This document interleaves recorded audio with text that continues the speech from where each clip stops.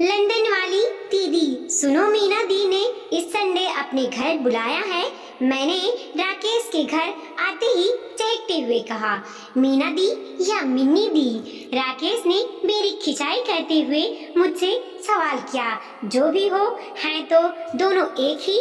मैं खींच कर बोली, एक ही कैसे? तुम्हारी मीना दी तो काराग हर की थी और मिनी दी तो लंदन वाली है। राकेश ने फिर मेरी खिंचाई करनी चाहिए। हो गया मजाक। मुझे थोड़ी भी हंसी नहीं आई। इस संडे उनके घर जा रहे हैं, बस इतना जान लो। यह बोलकर मैं चाय बनाने किचन की तरफ बढ़ी। पति को तो चिढ़ाने पर झिझकी देकर डांट दिया, पर सच कहूँ तो मीना दी भी मजेदार कम नहीं। मीना दी मेरी ममेरी बहन है। साजा राम के पास के छोटे से कस्बे में मेरे नानी का घर है। मीना दी का बचपन भी वहीं बीता। मामा वहाँ कस्बे में एक सरकारी स्कूल में टीचर थे। मीना दी भी उसी सरकारी स्कूल में पढ़ती थी। मैं कभी नानी के घर जाती तो मीना दी के साथ उनके स्कूल चली जाती। वहाँ सभी बच्चे जूट के बोरे पर बैठकर पढ़ाई करते रहते थे। मुझे यह सब देख हंसी भी आती, मजा भी। मैंने मीना दी को बनारस के अपने स्कूल के बारे में बताती।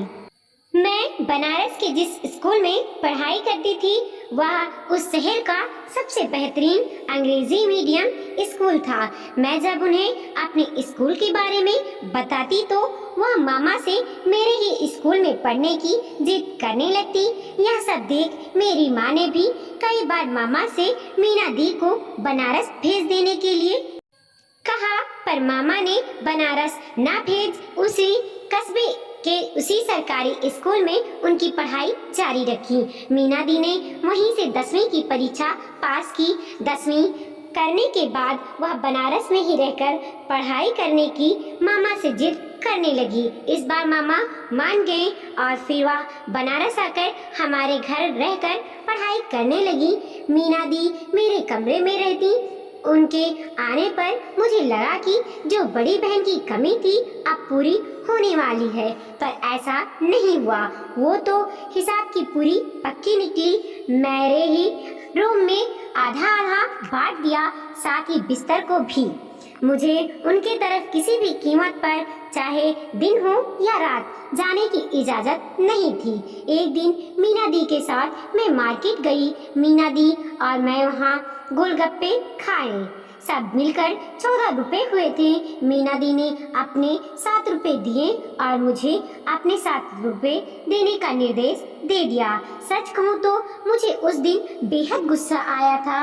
मैं सोचने लगी थी कि मेरे ही घर पर रहती है, मेरे ही कमरे में अपना अड्डा जमाई है, फिर मेरे ही पापा के लाए अनाज और मेरी माँ के हाथ के बनाए खाना खाती हैं। उसके बाद भी इतनी सारी नौटंकी करती हैं।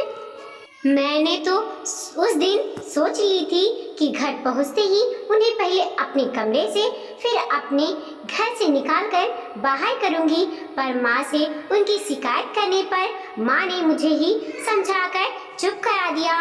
उस दिन के बाद से मैं उनसे थोड़ी कटी कटी रहने लगी, बस काम भर मतलब। मीना दी इंटर करने के बाद मामा जी से दिल्ली से ग्रेजुएशन की पढ़ाई करने की जिद करना शुरू की। मैं भी चाहती थी कि वो जितना जल्दी हो सके मेरे घर से जाएं, लेकिन मामा जी उन्हें दिल्ली भेजना नहीं चाहते थे। मीना दी ने ऐसी जिद पकड़ ली कि मामा जी अंततः मजबूर होकर उन्हें ग्रेजुएशन की पढ़ाई के लिए दिल्ली भेज ही दिया। अब मीना दी से मिलना छुट्टियों में ही होता। वह दिल्ली की ट्रेन बनारस से ही पकड़ती थी और दिल्ली से आते समय भी बनारस ही ट्रेन से उतरती थी। दूसरे दिन फिर बस पकड़कर काराग हर चली जाती। वह जब से दिल्ली में पढ़ाई करने लगी थी तो जब भी बनारस आती हम सबसे ज़्यादा अंग्रेजी में ही बातें करती। माँ भी उनको अंग्रेजी बोलते देख बेहद खुश हो जाती और मुझे हमेशा उनका उदाहरण देती। माँ का कहना होता कि वह सरकारी स्कूल से हिंदी मीडियम से पढ़ाई करने के बाद भी बस कुछ सालों से बाहर रहने पर ही इतनी अच्छी अंग्रेजी बोल लेती हैं और मैं शुरू से अंग्रेजी स्कूल में पढ़ाई कर फिर सिर्फ हिंदी में ही बातें करती हूँ। मैं उस समय माँ की ये सब बातें सुन उसमें मीना दी का ही कोई रूप ढूंढने की कोशिश करती। हैरान होती ये सोचकर भला अपने घर पर अंग्रेजी कौन बोलता है। मीना दी की उस समय सिर्फ बोली ही नहीं बदली, उनकी चाल ढाल, कपड़े पहनने के तरीके सब बदल गए। कमर तक चोटी वाली मीना दी खुले लेजर कट बालों में आ गईं। कमीज सलवार के साथ दुपट्टा लेने वाली वो टाइट जीन्स और टी शर्ट पहनने लगी। दिल्ली जाते ही वो मीना से मीनू हो गई थी। सबसे बड़ी बात यह कि जो बचपन से अपने माँ बाप को माई बाबूजी कहती थी वो उन्हें अब मम्मी पापा बुलाने लगी। मेरी माँ फुआ से बुई हो गई, मैं स्वीट लिटिल सिस्टर। खैर दिल्ली जाते ही मेरा भी उनसे रिश्ता सुधरने लगा। जैसे ही उनका पोस्ट ग्रेजुएशन पूरा हुआ मामा उनके लिए लड़का तलाशने लगे। कई अच्छे रिश्ते मीना दी ने इसलिए ठुकराए क्योंकि लड़का छोटे शहर में नौकरी करता था।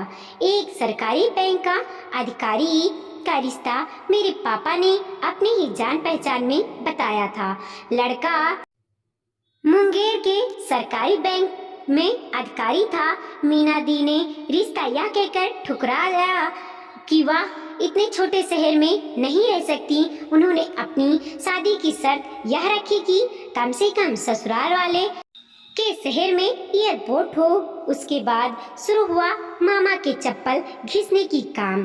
पूरे 4 साल के भाग दौड़ के बाद एक लड़का मिला जो लंदन में नौकरी करता था। मीना दी ने ना लड़के से बात की और ना ही उसका कोई फोटो देखा, बस लंदन का नाम सुन शादी के लिए हाँ कर दिया। खैर सबसे अच्छी बात यह रही कि मीना दी को भी उन लोगों ने पसंद कर लिया और मीना दी हो गई लंदन वाली। लंदन पहुंचते ही मीना दी बन गई मिनी। फेसबुक पर भी वह इसी नाम से हैं। गलती से कोई उन्हें मीना दी बोल दे तो भड़क जाती हैं। वहां जाने के बाद तो लगता है उन्होंने फुल लेंथ वाले कपड़े भी त्याग दिए हैं। फेसबुक और व्हाट्सएप पर जो भी फोटो वो डालती हैं उसमें बेहद छोटे कपड़ों में ही नजर आती हैं। मेरे पति राकेश को कंपनी ने पिछले महीने ही पूरे 1 साल के लिए लंदन भेजा है। मैं पिछले हफ्ते ही लंदन आई हूँ। लंदन आने की खबर मैंने मीना दी को दी थी। उन्होंने आज सुबह ही फोन कर इस संडे ही हम दोनों को अपने घर बुलाया है। मीना दी से पहले ही मेरे रिश्ते थोड़े सुधर गए थे और फिर अनजान देश में किसी रिश्तेदार का होना निसंदेह अच्छा एहसास कराता है। मैंने ठान लिया कि इस इतवार उनके घर जाना है। इतवार के दिन हम उनके घर पहुँचे। मीना दी दरवाजे पर ही खड़ी मिली। उन्हें और उनकी बेटी को देखकर एक बार तो तेज हंसी आई, पर बहुत मेहनत से मैंने उसे रोक लिया।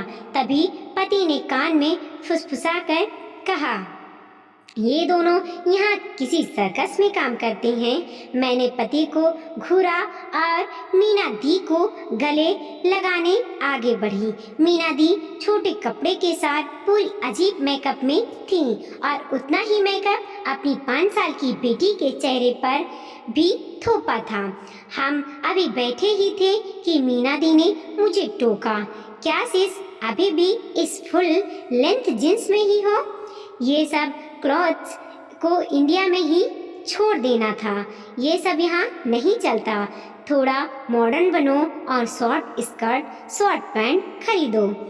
उनकी यह सब बातें सुन मैंने मुस्कुराकर अपना सिर हिला दिया। आप अब कराग हर नहीं जाती दी? मैंने मीना दी से सवाल किया। कौन जाए उस गांव में, वहाँ एयरपोर्ट तक नहीं, बहुत थकावट हो जाएगी इसीलिए नहीं जाती। बस बनारस में तो एयरपोर्ट है ना, आप वहाँ तक फ्लाइट से जाओ और फिर कार से वहाँ तक चले जाओ। 2 घंटे से ज़्यादा तो नहीं लगेगा। किसके पास इतना टाइम है बर्बाद करने के लिए? वो mom dad he bus train से लटक के आ जाते हैं मुझसे मिलने दिल्ली, मेरे ससुराल ही यूं नो ना उनका चलता है।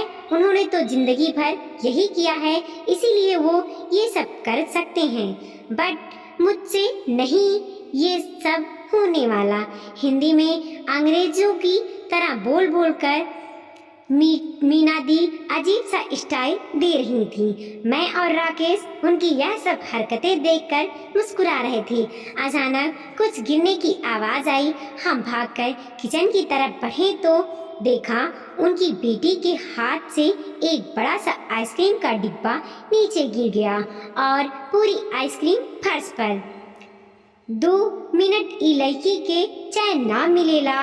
1 मिनट एकरा पर से ध्यान का हटल, पूरा काम हमार पसार देहलीस। मन करत है मार के एकरा टंगिया तोड़ दी। एक तो एहजा दाई ना मिलेली, ऊपर से ई लड़की जब देखा तब हमार काम बढ़ा देला। 2 मिनट इस लड़की को चैन नहीं है, 1 मिनट इस पर से ध्यान मेरा क्या हटा, पूरा काम बढ़ा दी। मन कर रहा है मार कर इसका पैर तोड़ दूं।